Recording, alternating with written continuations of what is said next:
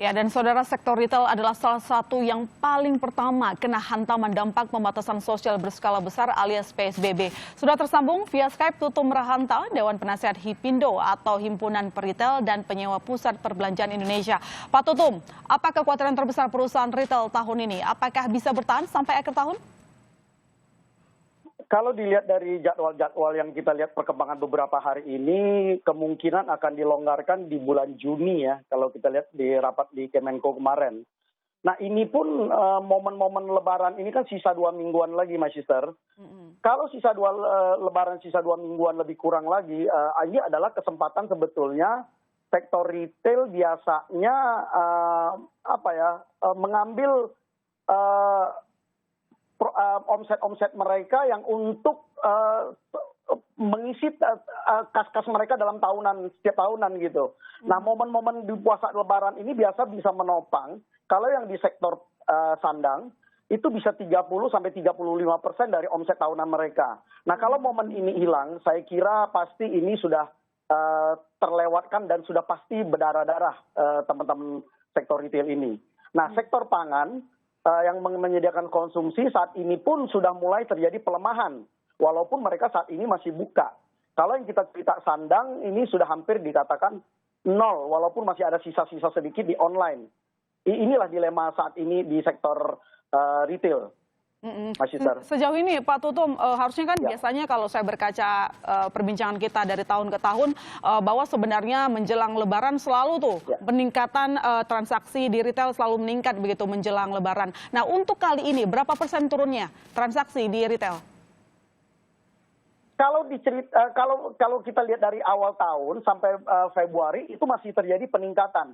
Yang dikonsumsi masih bisa terjadi 10-20% karena ada masuk di pertengahan Maret masih ada terjadi panic buying.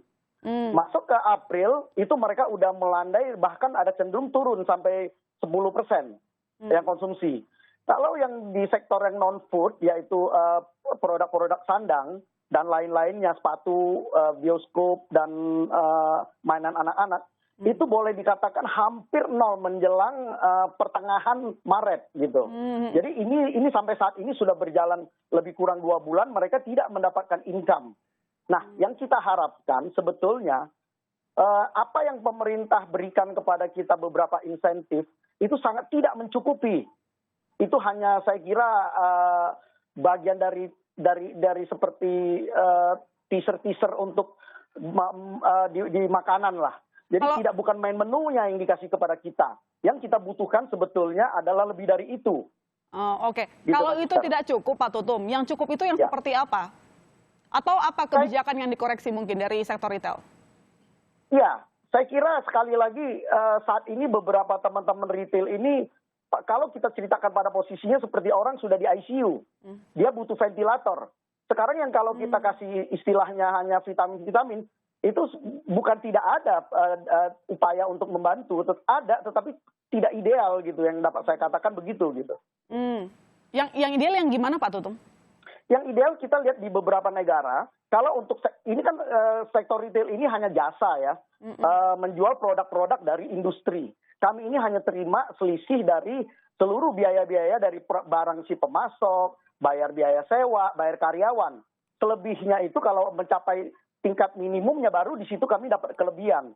Nah saat ini biaya sewa masih kami negosiasikan panjang lebar dengan beberapa pusat belanja yang masih belum bisa memberikan keringanan. Karyawan tetap kami sampai saat ini walaupun sebagian besar dirumahkan masih kami berusaha memenuhinya. Biaya-biaya pokok tersebut kalau tidak dibantu, kalau perusahaan tersebut tidak mempunyai reserve cadangan untuk beberapa bulan ke depan, saya kira sudah pasti mereka, bukan kita ingin nakut-nakutin. Yang terjadi adalah penutupan toko yang mereka anggap tidak bisa menjanjikan, itu sudah pasti. Penutupan toko itu identik apa? Pasti terjadi pemutusan hubungan kerja. Jadi ini dilema kita gitu. Kita ingin bertahan, tetapi bagaimana bertahan itu supaya tidak mengganggu perusahaan secara keseluruhan. Kalau kita bertahan, ini akan mengganggu perusahaan secara keseluruhan, pasti kita akan amputasi, melakukan efisiensi dengan berbagai cara. Pasti dengan segala biaya yang tidak perlu. Tetapi kalau dilihat dari sekian outlet, ada 1-2 outlet yang ke depannya, kalaupun kita pertahankan tidak bisa menjanjikan, kita secepatnya pasti mengamputasi outlet tersebut. Itu langkah-langkah yang biasa dilakukan oleh para peritel. Sangat dilematis saat ini. Oke, berarti tadi sedikit sebenarnya hal yang tidak kita inginkan ya Pak Tutum. Pak Tutum tadi menyebutkan bahwa kalau ini tidak ditanggulangi, tadi kalau dari penerangan Pak Tutum bahwa kondisi sekarang sangat berat begitu. Artinya berapa banyak yang sudah melakukan PHK di sektor retail?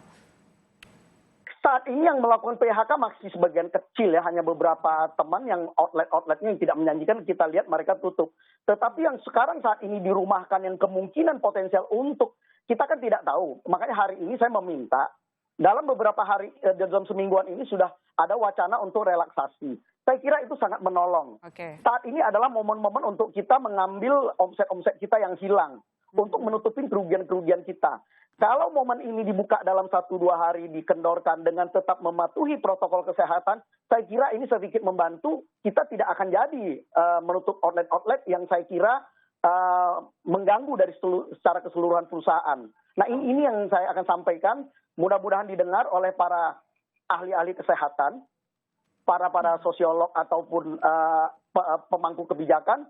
Kami ini adalah pelaku usaha, hanya menyampaikan permasalahan kami. Silahkan Anda rundingkan mana jalan yang terbaik yang dapat diberikan dengan tidak melanggar aturan-aturan kesehatan. Saya kira itu. Oke, baik. Keterlibatan masyarakat juga patuh gitu ya. Pak Tutum, ini saya kembali ke masalah omset Lebaran gitu. Apakah kita benar-benar kehilangan momentum Ramadan dan Lebaran atau masih ada harapan sebenarnya? Sudah 2 mingguan ini kita sudah kehilangan momen. Sisa hanya kira-kira 2 minggu. Kalau ini tidak dikeluarkan kebijakan ini dalam 2 hari, saya kira ini sudah habis. Sebagian besar, saya kira nggak kurang dari 30% pasti terkena masalah. Perusahaan-perusahaan sektor retail yang bergerak di bidang non-pangan ya. Jadi ini juga kita lihat, kita bisa pelajarin dari negara-negara yang mengalami ini seperti China.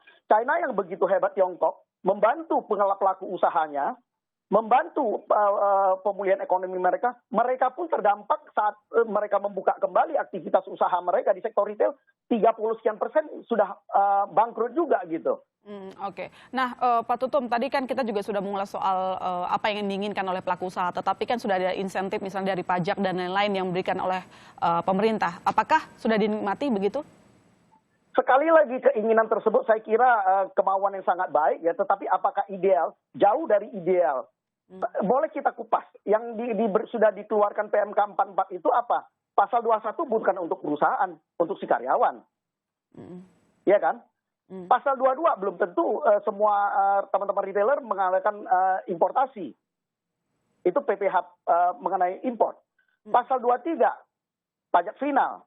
Yang kita harapkan pajak final itu adalah yang pasal 4 ayat 2 gitu.